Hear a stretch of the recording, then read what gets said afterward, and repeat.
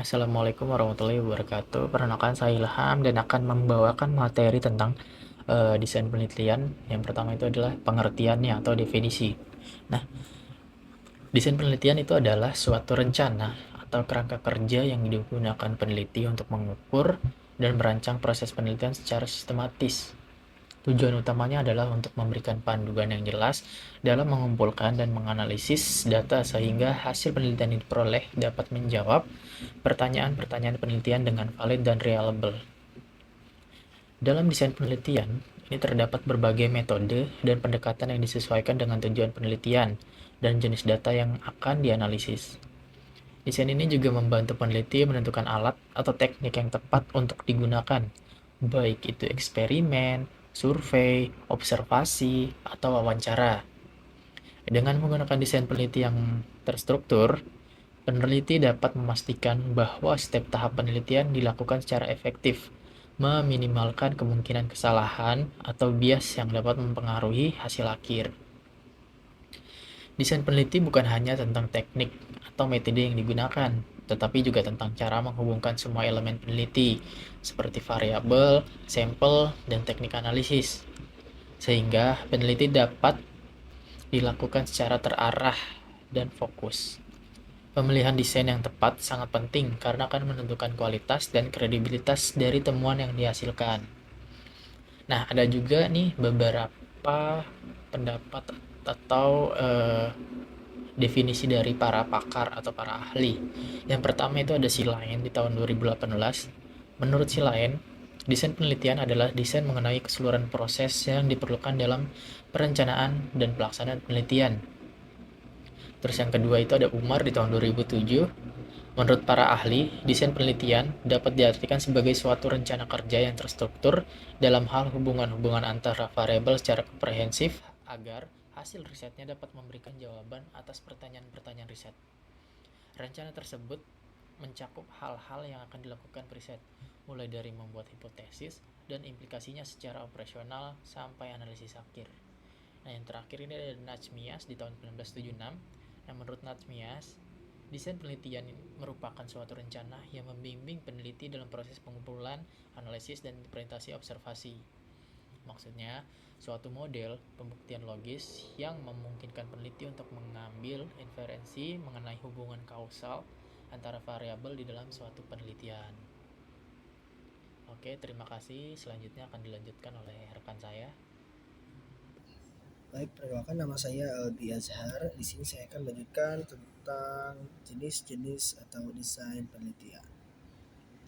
Terdapat 4 jenis desain penelitian. Yang pertama ada eksperimental, survei, longitudinal, dan studi kasus. Desain penelitian eksperimental. Sesuai namanya, desain penelitian eksperimental berarti peneliti sedang melakukan penelitian eksperimental. Penelitian eksperimen diartikan sebagai penelitian yang di dalamnya melibatkan manipulasi terhadap kondisi subjek yang diteliti, serta upaya kontrol yang ketat terhadap faktor-faktor luar, serta melibatkan subjek pembanding atau metode ilmiah yang sistematis yang dilakukan untuk membangun hubungan yang melibatkan fenomena sebab akibat.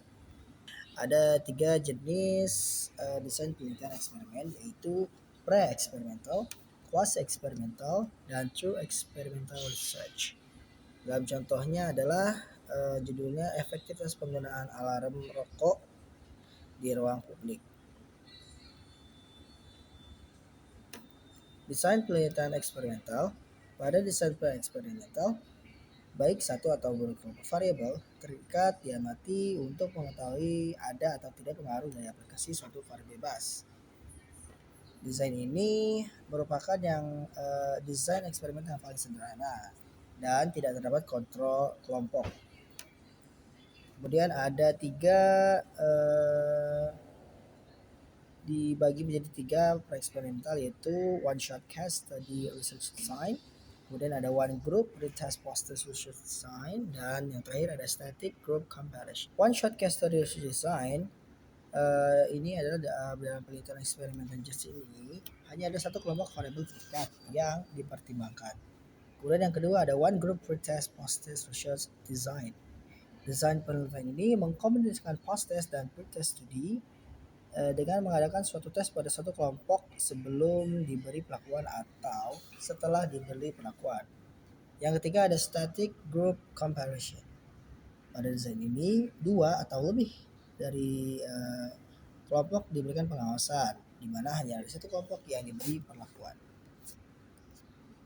Kemudian ada quasi eksperimental dan true eksperimental. Kata quasi memiliki arti parsial, setengah atau pseudo, yang arti palsu.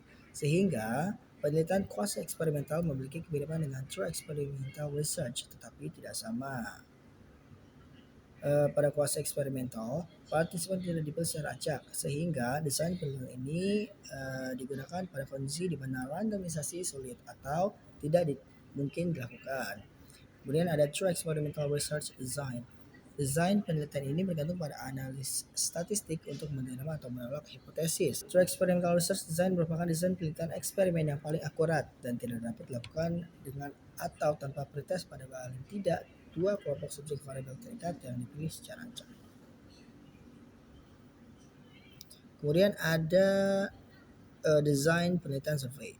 Penelitian survei adalah penelitian yang dilakukan pada populasi besar maupun kecil, tetapi data yang dipelajari adalah data dari sampel yang diambil dari populasi tersebut untuk menemukan kejadian-kejadian relatif, distribusi, dan hubungan antar variabel sosiologis maupun psikologis.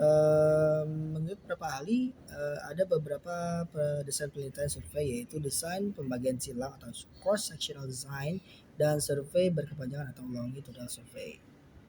Contohnya ada studi distribusi perlakuan konsumen. Penjelasan berikutnya akan disambung oleh teman saya. Kepada teman saya dipersilahkan.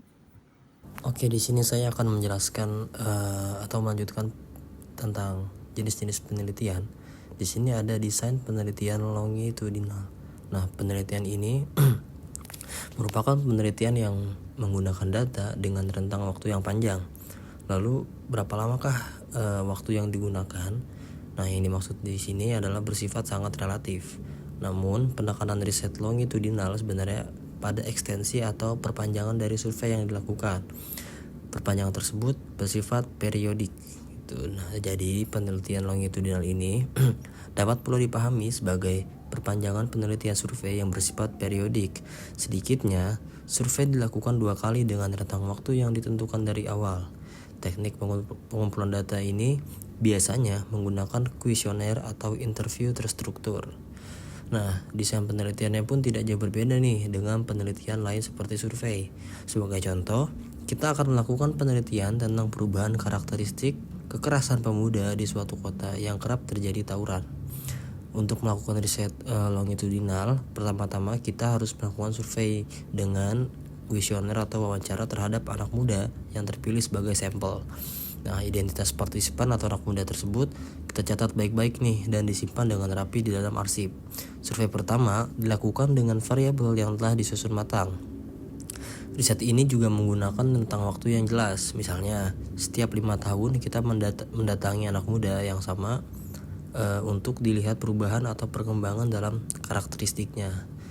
Tak ada ketentuan berapa kali partisipan didatangi untuk disurvei, namun biasanya sedikitnya 2 kali mereka disurvei kembali itu.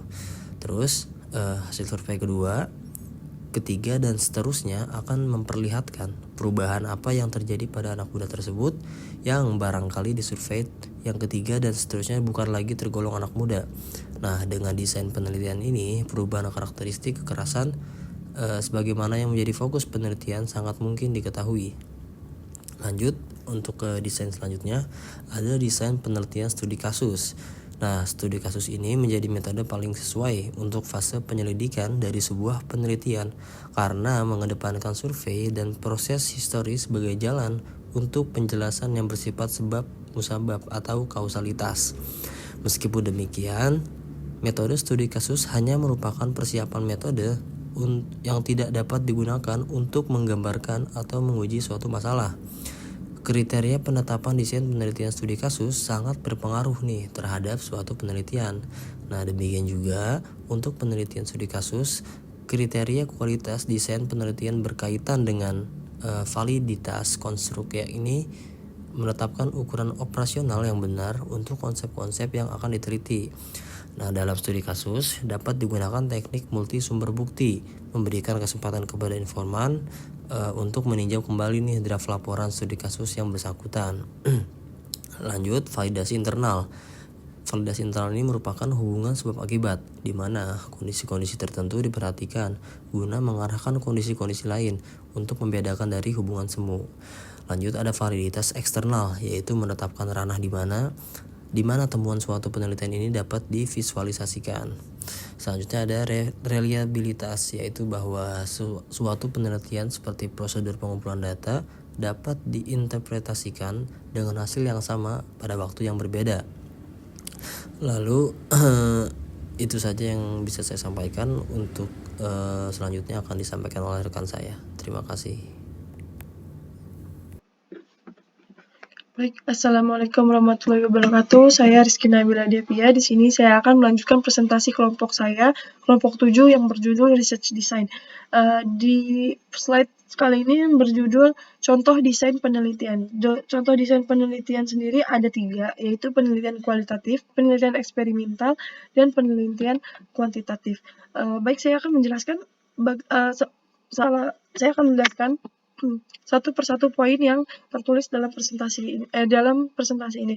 Baik, yang pertama adalah penelitian kualitatif. Penelitian kualitatif ditunjukkan untuk mendeskripsikan dan menggambarkan fenomena-fenomena yang ada, baik bersifat alamiah maupun rekayasa manusia, yang lebih memperhatikan mengenai karakteristik, kualitas, keterkaitan antar kegiatan. Selain itu, penelitian deskriptif tidak memberikan perlakuan manipulatif atau pengubahan pada variabel-variabel yang diteliti, menggambarkan suatu kondisi yang apa adanya.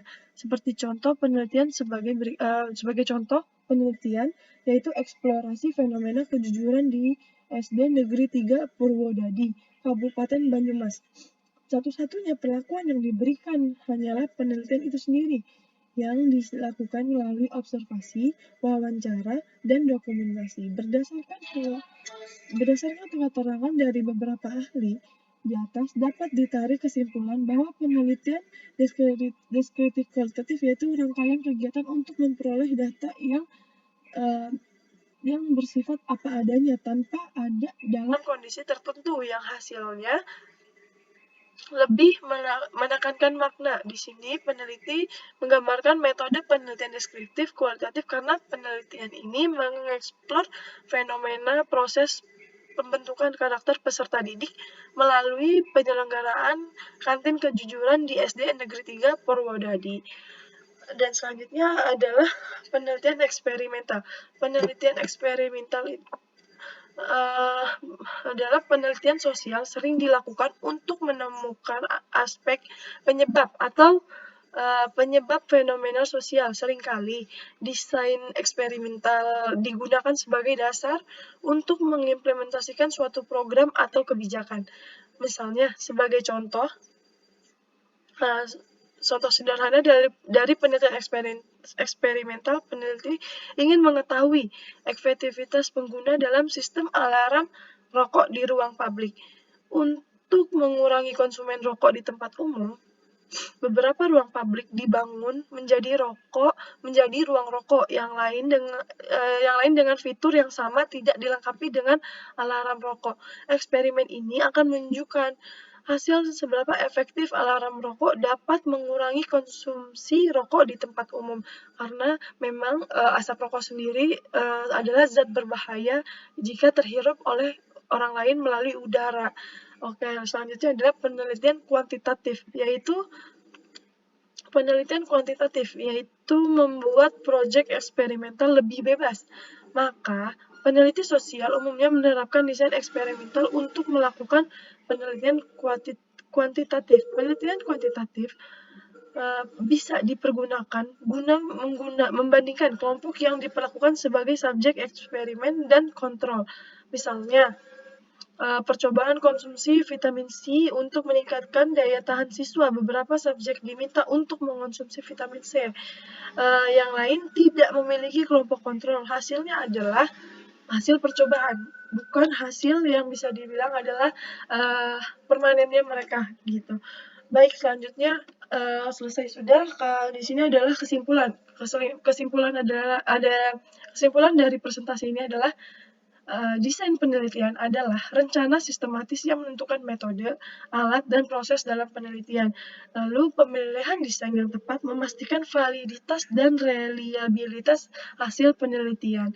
Terima kasih atas perhatiannya. Semoga dalam presentasi ini yang berjudul Research Design dari kelompok 7 dapat dimengerti, dapat dimengerti dan dapat dipahami. Terima kasih atas perhatiannya. Wassalamualaikum warahmatullahi wabarakatuh.